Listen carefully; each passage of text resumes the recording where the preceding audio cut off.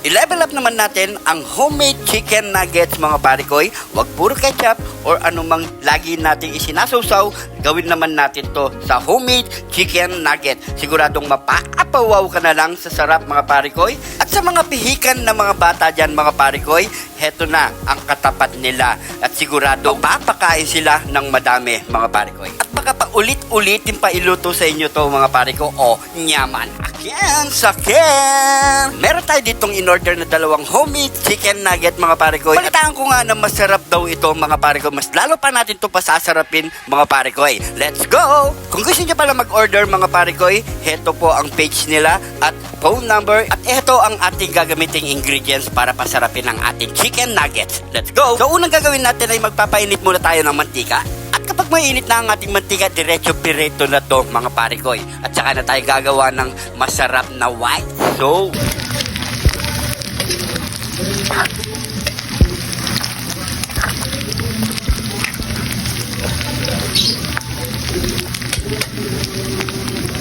Ayan mga parikoy, kapag golden brown na ang ating chicken nugget, okay na yan mga parikoy. So set aside na natin yan, ilagay na natin sa plato na may tissue para matiktik ang kanyang mantika-mantika mga parikoy. Shoutout nga pala sa mga bagong followers natin dyan. Welcome na welcome po kayo dito sa Jun TV mga parikoy. Dahil dito sa Jun TV, lagi lang po tayong happy. At kung hindi ka pa nakafollow, ano pa?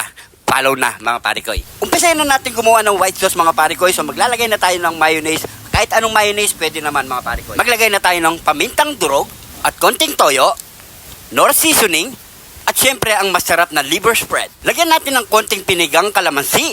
At saka na natin to imekos-mekos mga parikoy sa makuha natin yung puting-puti ng white sauce natin. At kapag ganito na ang itsura niya mga parikoy, okay na to.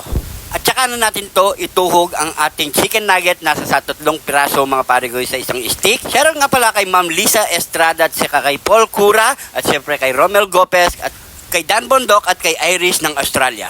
Heto na mga parikoy, umpisayin na natin to i-plating. Sa itsura pa lang, tingnan nyo naman, napakasarap na. Siya nga pala mga parikoy, pwede naman po wag lagyan ng chili paste mga parikoy. Optional lang sa mga mahilig lang kumain ng manghang mga parikoy. Sa mga bata naman ang kakain, kahit wag nyo na po lagyan, okay na yan mga parikoy. Heto na ang kilalabasan ng ating chicken nugget in white sauce. Nyamanakin sakin! Nyamanakin sakin! Ito na yung ginawa nating chicken nuggets mga parikoy. So order na kayo doon sa page niya mga parikoy. Ayan po yung page niya. Pwede na kayo mag-order. Lalagay natin sa comment section.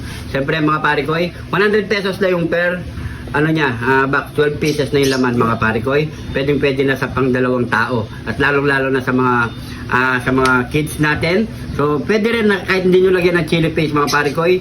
Yan para sa mga bata. Pero kahit walang chili paste, mas masarap to mga parikoy. So yan mga parikoy, bago tayo magmukbang, pray muna tayo. Thank you Lord sa napakasarap na pagkain neto Lord. Bless of yung viewers namin Lord. Bless of yung sumusuporta sa amin Lord. Bless of yung family kalisugan namin Lord. In Jesus name. Amen. So yan mga parikoy, taste test na tayo.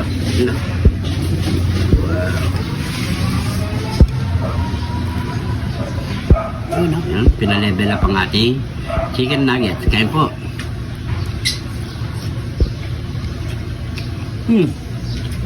Sarap na mga parikoy. Grabe. May iba naman tayo sa sausawan ng chicken nuggets. Hindi lang puro ketchup or gawin nyo ito mga parikoy. Solid. Ang Sarap sarap. sa parikoy yung sa puting sauce natin. Yan po, lagyan po natin ng kanin para mas masarap. No?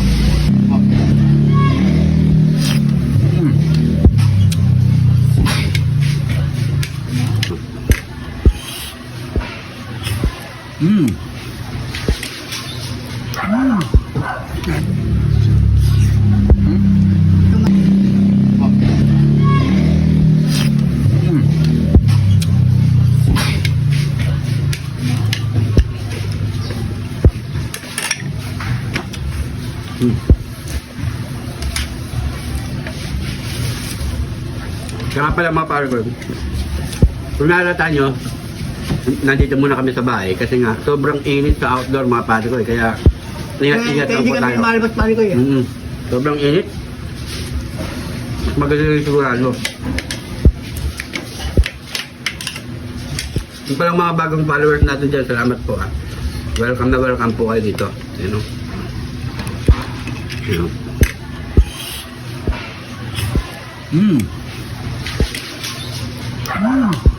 Talaga.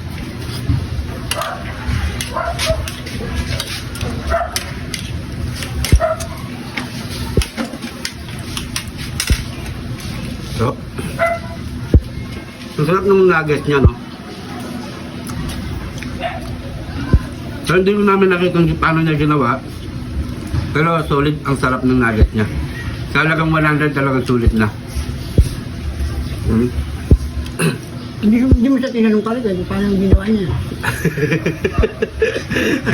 Pasyalan niyo sa kanyang page, mga pare ko, paano niya ginagawa yun. Alam ko, binablog niya to mga pare ko eh. Kaya pasyalan nyo. Ayan po yung page niya. Dito lang yan, sa may taga sa palibutan, sa may Semera. Siya po siyang teacher. Yan, so ito yung pinagkaabala niya na business. Yan, meron din siya sa mga kimchi. Gumagawa din siyang kimchi.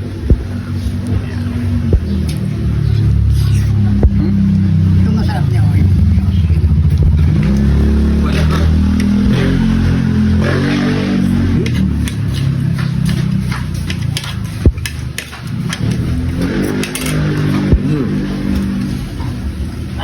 Namanya kayo sa kan?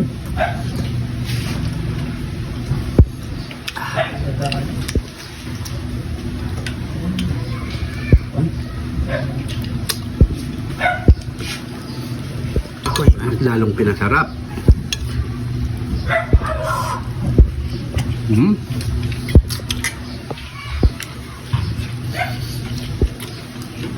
Tapos yung pinaka breadings niya, nag-ano siya, nagka-crunchy siya.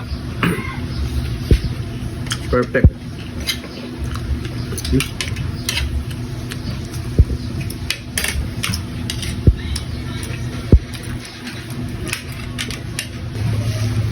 Marami nang natatakan sa likod ng camera eh.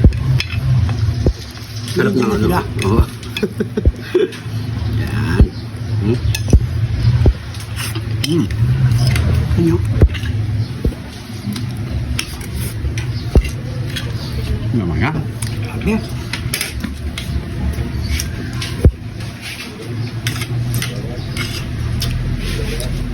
Parang pang restaurant eh, no?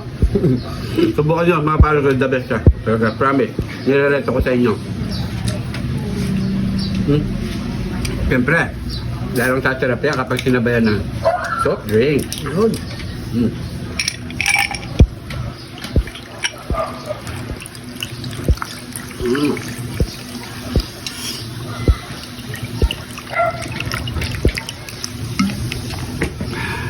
Cheers!